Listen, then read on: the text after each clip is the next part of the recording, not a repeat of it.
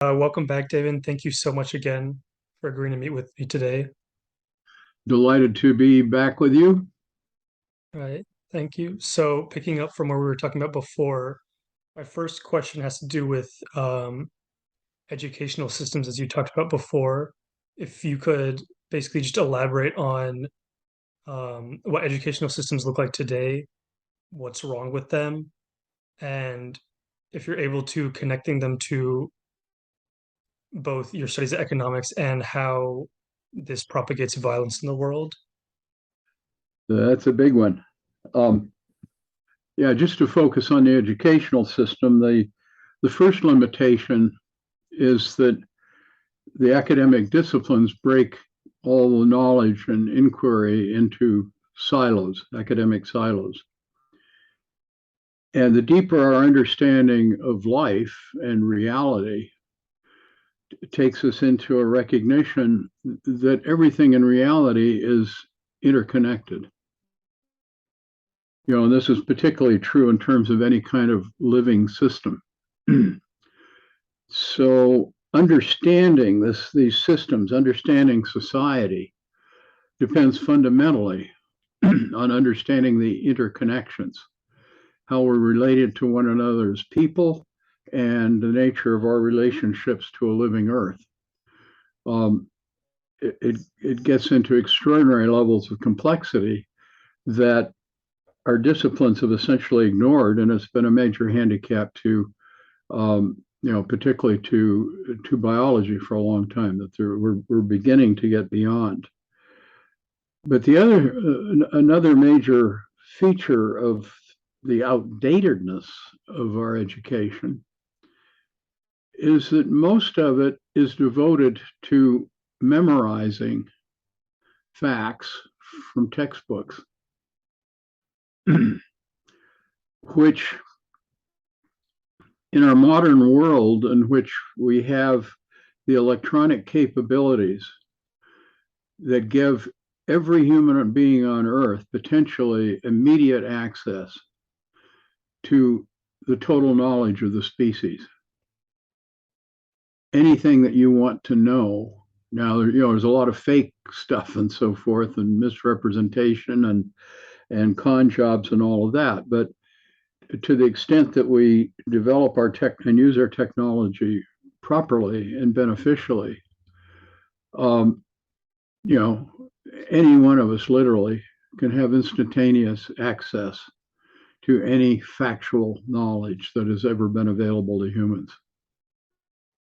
So why do we spend our time memorizing it rather than focusing on how to use it, but also focusing on learning? I mean, this is another thing that most of our education assumes that we essentially know everything we need to know, and you just have to know how to access it from the books.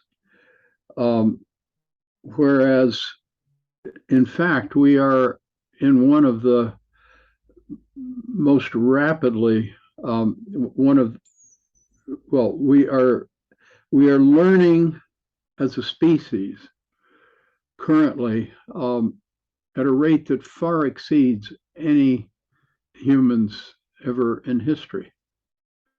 I don't know if that is clear as I'm saying it, but the rates of change and the capabilities that our instruments give us in terms of peering into space and understanding the whole of creation from the Big Bang on, and seeing ever further out into the distant universe and understanding the inner dynamics of the cosmos.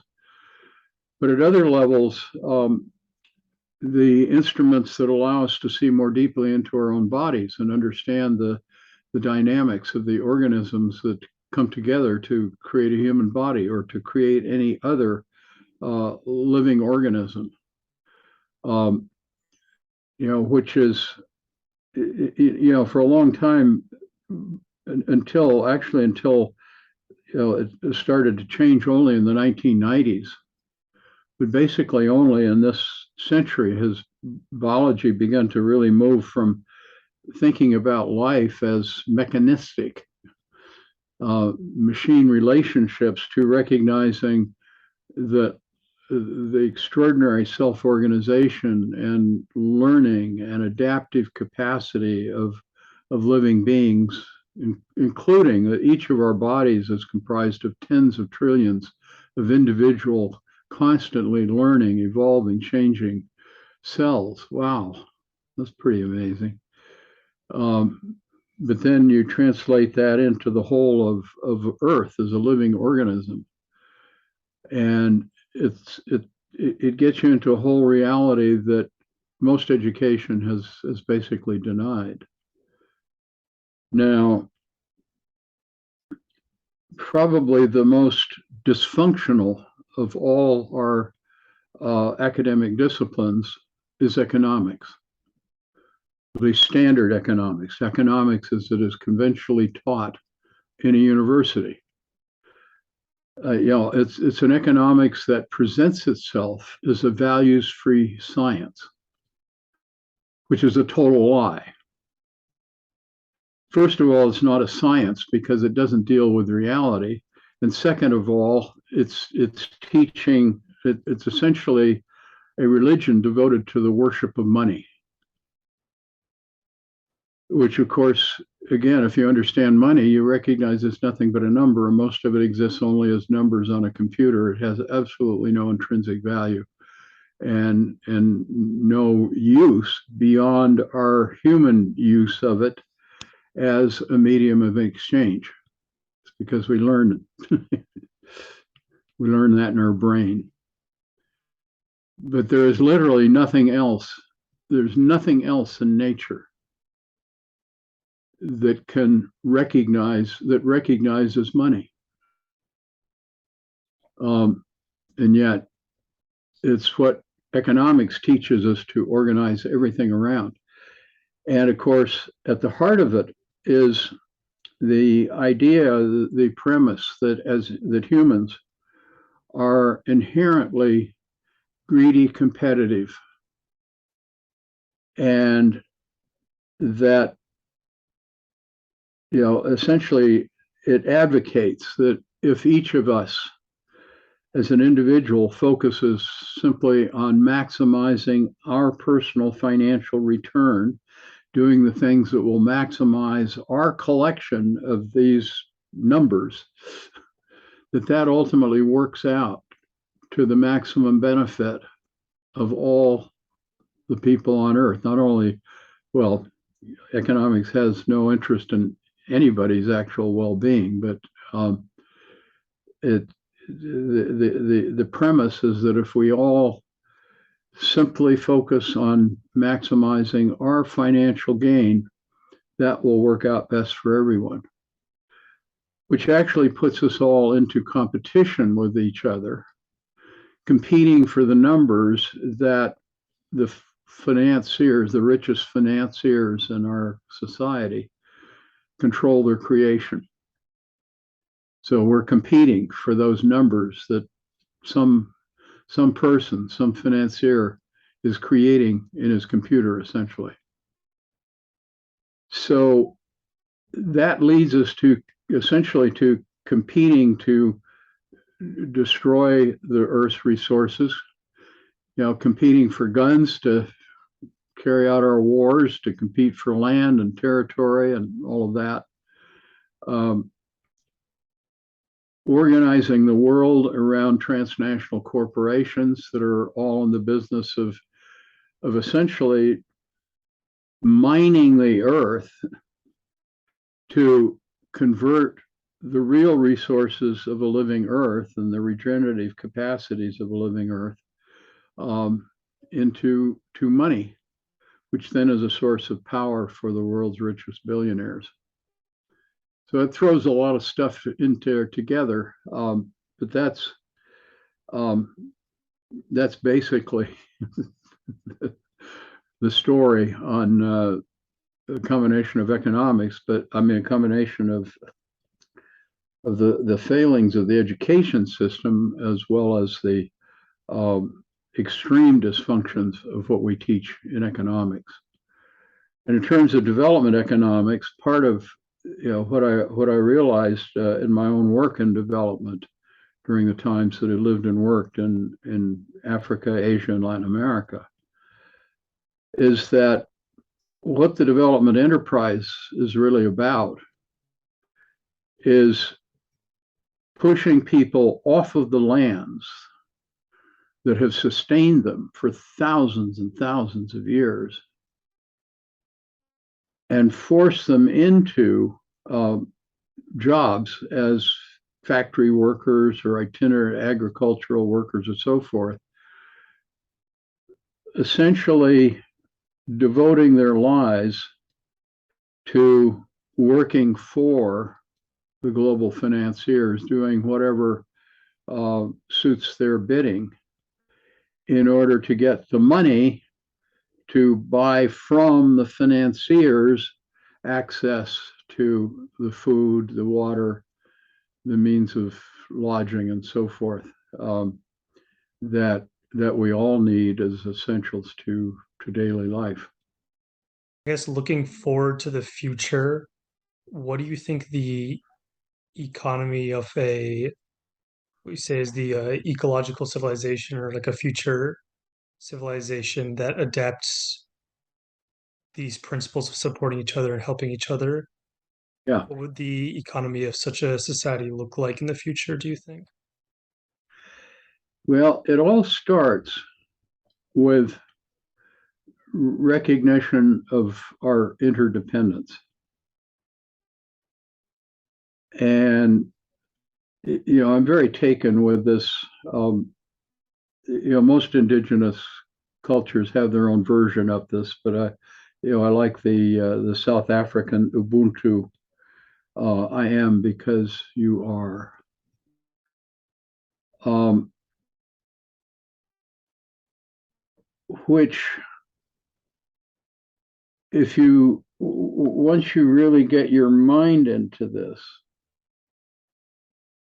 you well take it back to most traditional societies. I mean, where most people lived before the intrusion of modernity, essentially. They lived off of their land and they worked together. I mean, they organized as villages or tribes um, in which they recognized their interdependence. And they recognized that they lived as communities and they normally shared labor, shared resources with no use of money. If they're going to trade with outsiders and so forth, then um, they generally needed some kind of equivalent of money to facilitate that exchange. But the basic unit of organization was the community, where we recognize that we all depended on each other and that my well-being depends on your well-being and that we have good times and bad times, but we all do best to the extent that we share. So as you there's a basic understanding here. Now we can't go back, even if we wanted to go back to that to those ways of living, because they were suited only to far less populous situations. And we've got a whole lot more people to meet their needs and take care of. So we have to have much more sophisticated means of relating to one another and Earth. But ultimately, it has to be done within a framework of understanding of our interdependence. And we can compete for excellence. You know, we can all compete to become the best partners or the best cooperators. Um, but that's very different from competing to destroy your competition. It's a totally different dynamic. Because also, if we recognize our interdependence, if I find a better way to accomplish something, um, then recognizing that my well-being depends on your well-being, I want to share whatever I've learned with you freely so that you can take advantage of it, you can live better, and we all live better. But that, of course, again, is totally different than what we learn in economics, that you want to get control of the knowledge, you want to own the knowledge. If you control all the technology and the information, you can live totally by that simply by selling access to other people. But essentially, your advantage comes from denying access to others, except as they pay on your terms. So the in a sense, the old economics is all about competing for money and control of money. The new economics is about living beings and how we how we relate and connect with one another to best manage our relationships with Earth and one another to meet the essential needs of everyone. And it begins to get into spiritual issues as well, because, um, again, the conventional economics frame is we all want to consume more. And the more we consume, the more the economy grows. And wow, isn't that great? But of course, we're dealing with a finite Earth. So, what is this nonsense that we can forever increase our material consumption? And of course, if you have a deeper understanding of life and well-being, you recognizing that consuming beyond our essential needs purely for the purpose of consuming is dehumanizing, is denying the most essential features of what it means to be human. And you begin to realize that in a truly working world, our economic goal should be, on this finite living Earth, how do we best secure the essential material needs of everyone? And how do we do that in ways that maximize spiritual abundance, which means maximizing our sources of true satisfaction and happiness? And this again is where we get into issues of Ubuntu and the recognition that for most healthy, mature human beings, we get our greatest satisfaction not out of consuming. I mean, we can get a quick thrill out of a new computer and so forth, but that's not really where we get our satisfaction. The true happiness of truly mature human beings is in being of service to other living beings. It's being of service to our neighbors, being helpful to our children, or it's even tending a garden and caring for the vegetables that we're growing and watching them prosper and be healthy, and then sharing them with our neighbors to meet our dietary needs. And if we really observe one another and observe where most of us get our happiness, you find that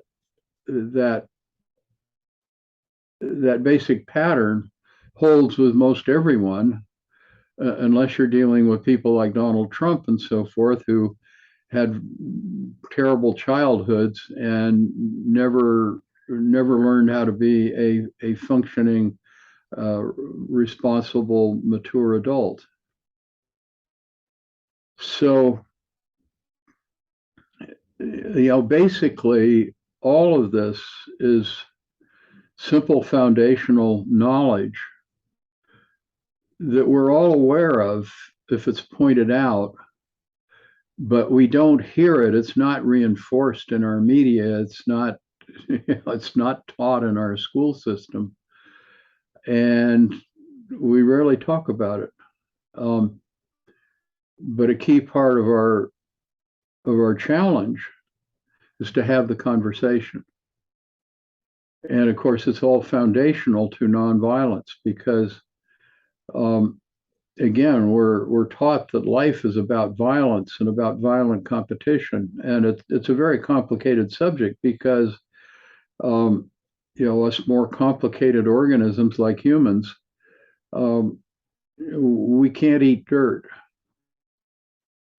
You know, we can only survive by essentially eating other living things that have processed um, these physical materials to turn them into the qualities that our bodies can can digest and utilize to get the energy that every living being depends on to survive. But as we get deeper into it, we recognize that the best of traditional peoples, they ate living things, but they honored those things that they had to kill in order to eat, and there was no joy in the killing. It was just it was part of the process of life. Um, so it's not it's very different than when we get into this state of we're so angry that we want to we want to kill somebody to uh, assuage our anger.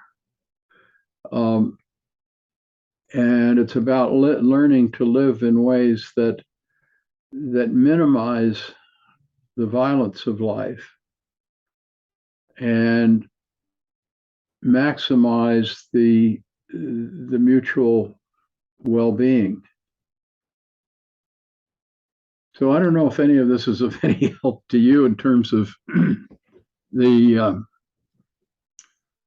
the challenge of creating a nonviolent world, but this is at least how I see the kind of deeper issues related to nonviolence and how they relate to our issues of economics, and of course generally war and the one of the worst aspects of the conventional economics is how it plays out in terms of destroying Earth's capacity to sustain life, mainly to grow the fortunes of billionaires and increase the gap between the poorest people on Earth and the richest people on Earth, extreme inequality, and leading ultimately to war and all the other dynamics of our self-destruction, which of course is the leading us to the foundational outcome of human self-extinction. Thank you. And I think what you said was really vital to consider, basically about the importance of relationships with others, but as well relationships with the earth, which is one thing I found very interesting to consider, especially when basically considering what my question would be is what does that relationship with the earth's resources look like going forward into the world that you've been discussing, Mhm. especially when considering things such as like fossil fuel use, which we recognize as causing global climate change, or any overuse of resources by people, even if it's pursued in the end of helping others. What does that look like? Basically, trying to avoid overusing resources or using harmful resources. Yeah, I mean the essential elements are that um, in terms of Earth's resources, we have um, we have the regenerative resources. These are the living systems, the air, the water, the climate, um, and the soils. All of these are continuously regenerating, and of course, again, our modern agriculture, industrial agriculture, is actually destroying the fertility of the soils. But our more intelligent agricultural methods, you keep returning the carbon to the soil, you keep restoring the fertility, and you do it in ways that support the continuous regeneration of clean water and a stable climate. Um, so you want to get to where we um, have no dependence on carbon fuels. You leave them sequestered in the soil or continuously recycle. Um,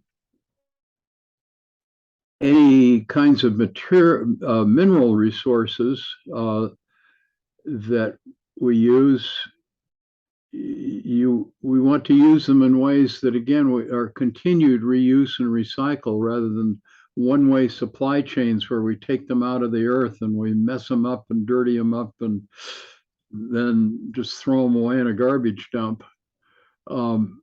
It's like, if you take it out of the ground, um, continually reuse it, recycle it, make sure that all your technologies, ideally, in a market economy, you want to make them obsolete as fast as possible. In a living Earth economy, those advanced technologies are absolutely foundational to our ability to function as a unified species. Um, communicating anywhere in the world like we're doing right now.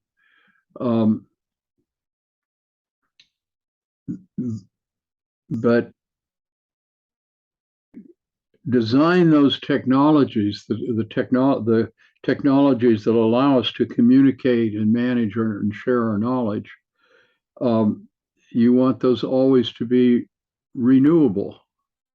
Design your computers so that they can be most easily, continuously updated. Not not your cell phone that once you're through with it, you throw it away. um, it's a whole different way of thinking about how we live and how we relate. And we've only begun to ask the essential questions. But then we ask also, what are all the ways in which um, we use materials, both renewable and non-renewable, in ways that are totally non-helpful, non-beneficial to anyone. And of course, the war in Ukraine is a great ultimate example. Just think of the masses of energy and material and so forth being used and sacrificed to no benefit to anyone, but enormous harm to vast numbers of people. And of course, all our non-renewable technologies and planned obsolescence, these are all total waste of energy. Most all of our cars, I don't know, I may have mentioned to you before that, I lived for several years, my wife and I, in New York City. It's the only time in our lives that we did not have a car. We had no need for a car. I mean, anybody that has a car in New York City, unless you got some special situation that you're always driving out, you got something wrong with your brain. I mean, it's idiotic to have a car in New York. But if you live in Houston or Los Angeles, if you don't have a car for every adult in the family, you can scarcely live. You cannot get around. To get to a grocery store, just do the essential everyday things. So this is all part of thinking about how do we organize our lives so that we can meet our needs, live with joy and spiritual abundance and satisfaction with minimum material consumption. You might even say, even like, my library. I mean, this is what you see in this picture is a very tiny portion of our total library in our apartment here. It's a lot of trees, a lot of printing, and so forth. And there's nothing in any of those that there's no need that I couldn't be meeting with digital versions of these books on my computer. No, I don't. Does that help with the question? There's no simple answers. These are all part of the very foundational rethinking. And of course, once you begin to get into this, you realize that the extent to which we need to restructure our most important institutions, particularly institutions of business and government, because we need to organize them not around so much dependence on money, but around supporting how we organize as communities to utilize and manage our local resources in ways that are regenerative, but also meet all of our needs in ways that are that involve sharing. So again, if I have to have all my own tools and my own car and my own workshop and all that stuff, very different than if we're living in a situation where we're sharing many of the things that we're not using every day. That there's no reason for each of us to have our own supply if we organize properly to share. But then again, this gets into all these issues that are so central to our current political debates about reproduction and control of our own fertility, which is again absolutely essential that we and traditional peoples were actually very good at this. They I've been learning from some of my colleagues who've been studying this that even the most what we would call primitive peoples, they had their approaches to managing their own fertility so that they did not exceed their burden on the natural systems that their own well-being and lives depended on.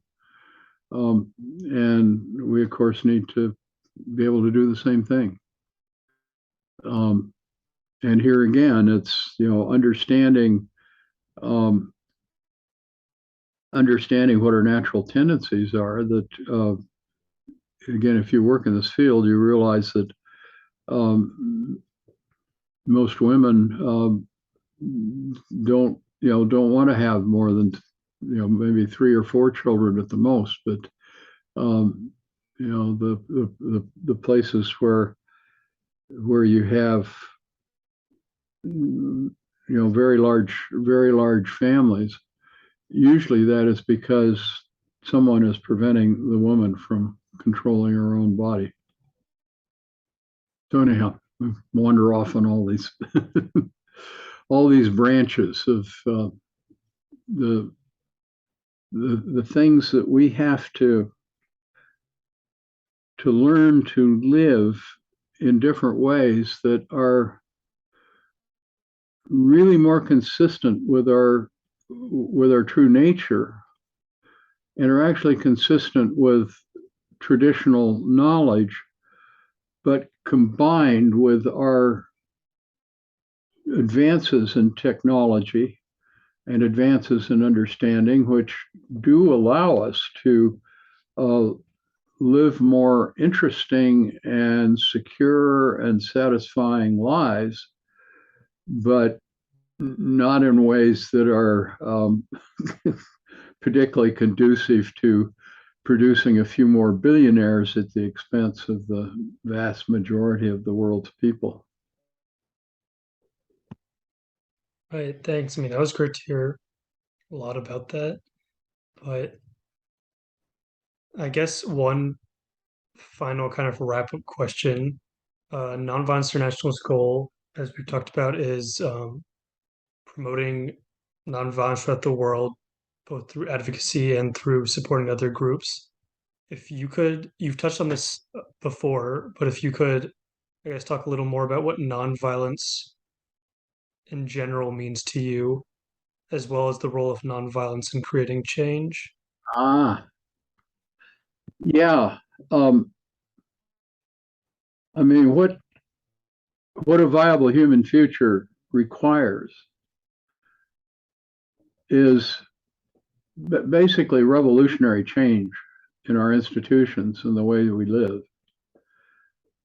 Now, this is where you get into the really foundational questions about revolutionary strategy.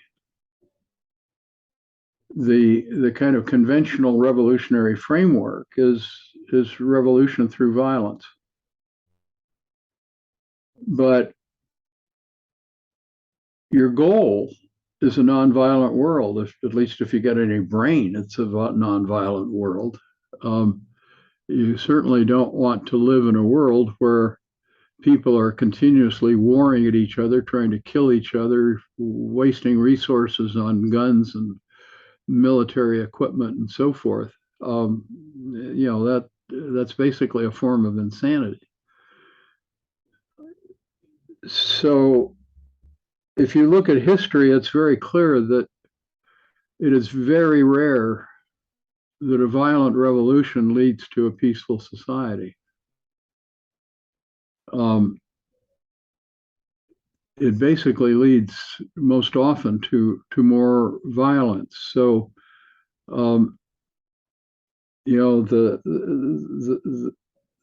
true revolutionary leaders have been advocates of nonviolence, like Gandhi and Martin Luther King would be leading examples. And it needs to be nonviolence that has um, a very clear image of where you want to go. But it's very interesting to me that during my lifetime, two of the major transformational changes that happened. One was the fall of apartheid in South Africa, where I've had a number of connections. The other was the collapse of the Soviet Union. Now, both of those actually occurred um, through nonviolent processes. Now, the actual outcomes of both fell far short of the dream. Um, of course, the Soviet Union, now we have Russia trying to re recoup that through military means. Um, the more interesting, in many ways, is South Africa. Um,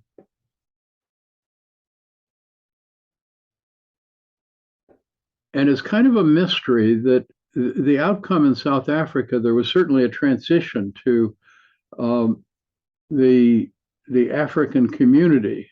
Um,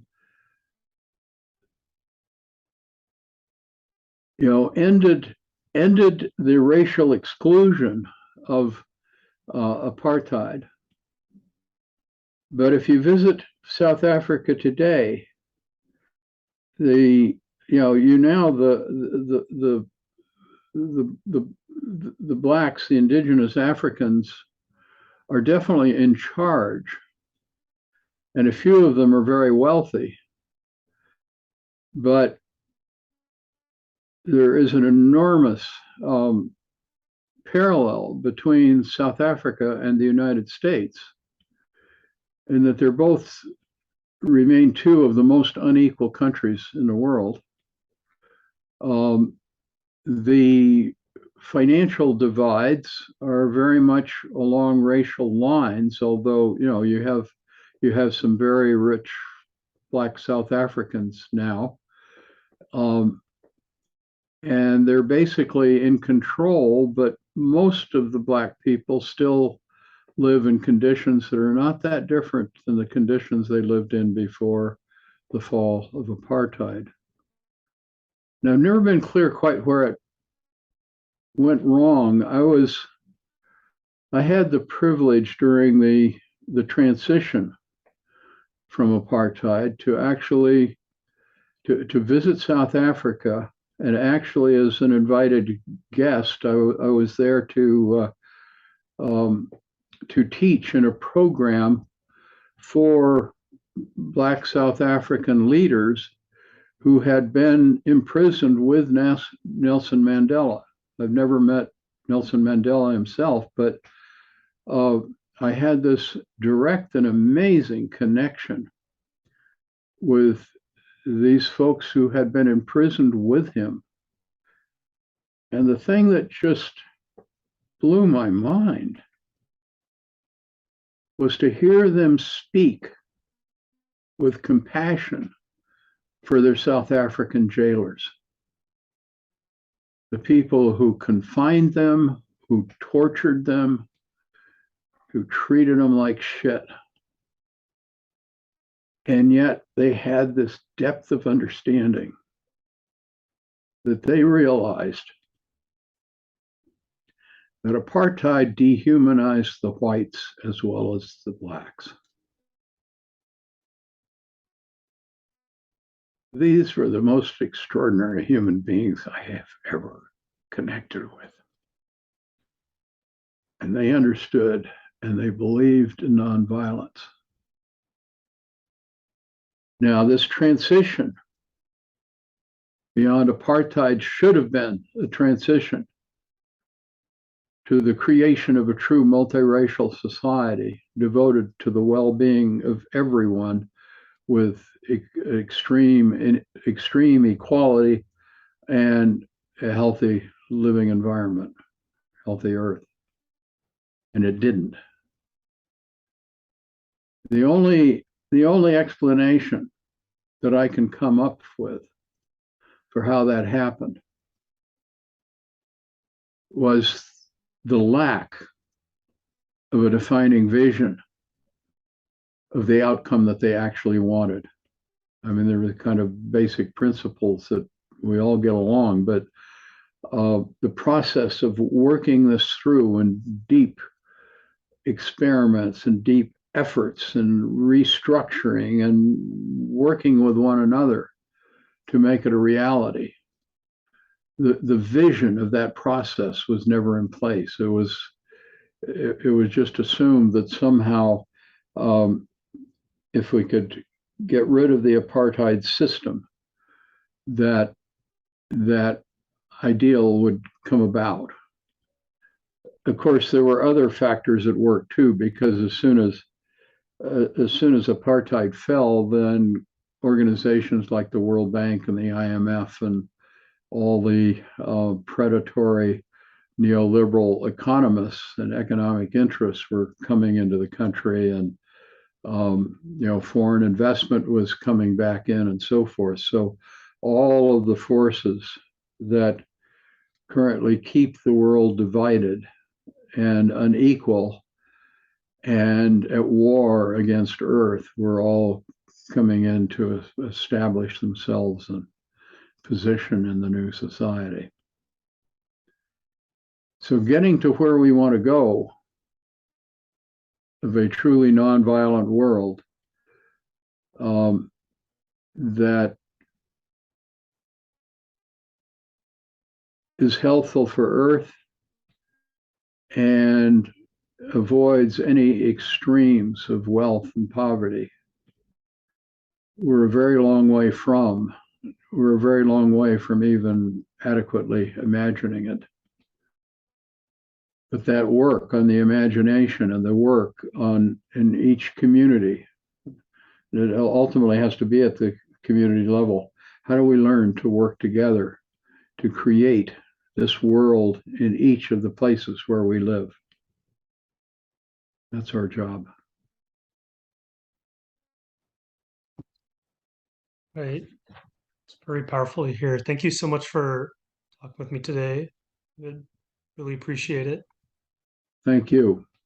It's actually been a joy meeting with you. If you think these conversations are important and would like to see them continue, please consider supporting NVI and the work we do by subscribing to this YouTube channel, following us on Twitter and Facebook, and visiting our website. Please consider donating to our organization and checking out our nonviolent training archive and database linked in the description.